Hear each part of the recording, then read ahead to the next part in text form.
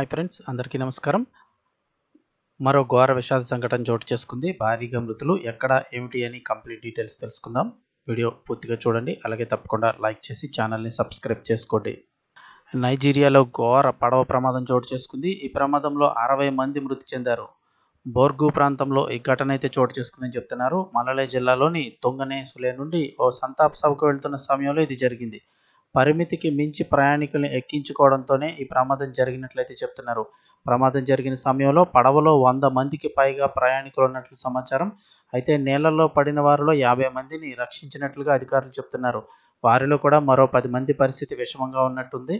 ఇక మరణించిన వారిలో ఎక్కువగా పిల్లలు, మహిళలే ఉన్నారని తెలిపారు. పడవ ఓవర్లోడ్ అవడంతో చెట్టు మొద్దును ఢీకొని బోల్తా కొట్టడం వల్ల ఈ ప్రమాదం జరిగిందని చెప్తున్నారు. ఈ ఘటన వచ్చి నైజీరియాలో చోటు చేసుకుంది. 100 మందికి పైగా పడవలో ఎక్కడంతో పడవ బోల్తా పడిపోయింది. 60 మంది దగ్గరగా మృతి చెందారు. ఎక్కువగా మహిళలు, పిల్లలే ఉన్నారు.